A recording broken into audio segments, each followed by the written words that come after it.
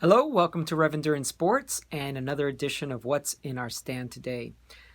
Today, we are going to look at a mountain bike, and I wanted to make it clear that since my natural market is endurance and road cycling, I want to make it clear that I work on everything. So just a few minutes ago, I was working on a beach cruiser, and which the wheel was so out of true.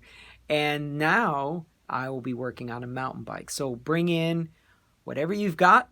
I pretty much can work on it. And if I don't have the parts, I'll order them, and I usually get the parts next day. So not a big or not a long turnaround time.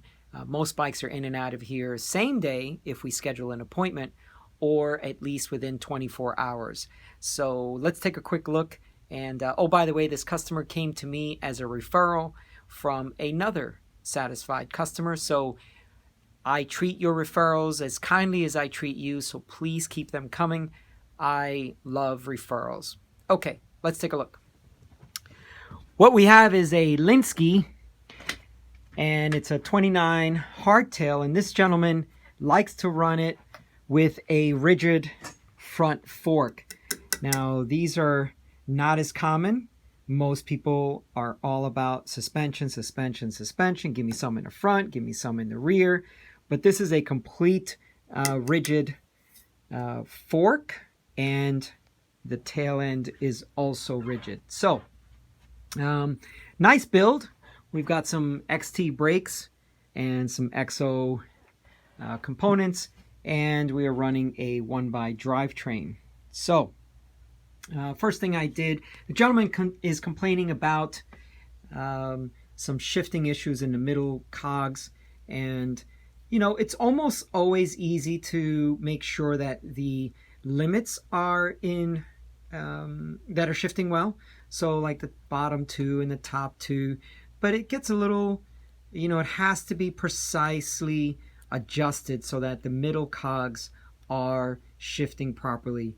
And so we'll take a look at that and see what's going on.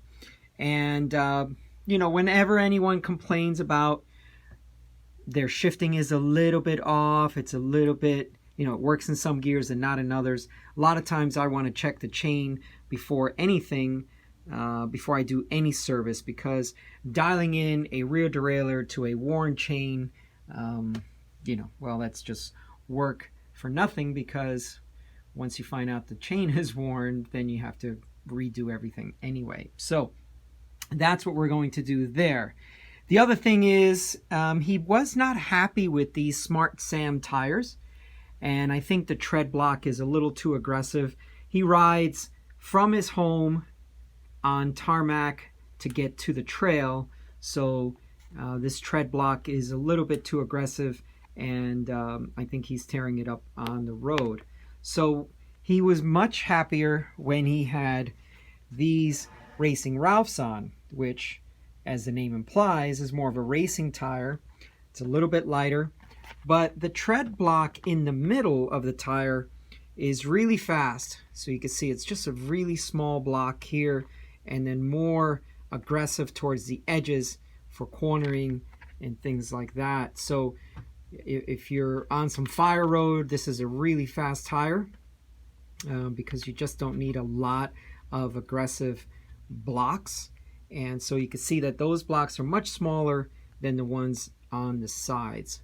So we're going to replace, or I should say, take his Smart Sam tires off. Now, Schwalbe makes fantastic mountain bike tires, but they also make very, very good road tires. And one of my favorite road tires from them is the Pro 1. And we run those tubeless on a lot of our customers' bicycles, and I've got some 28s there for some customers that really like a nice smooth ride. So let's get back here, and I believe that's the only three things that we need to look at. So we will then take the bike out on the local dirt trail and make sure that everything's operating properly. Sorry for the loss of focus there.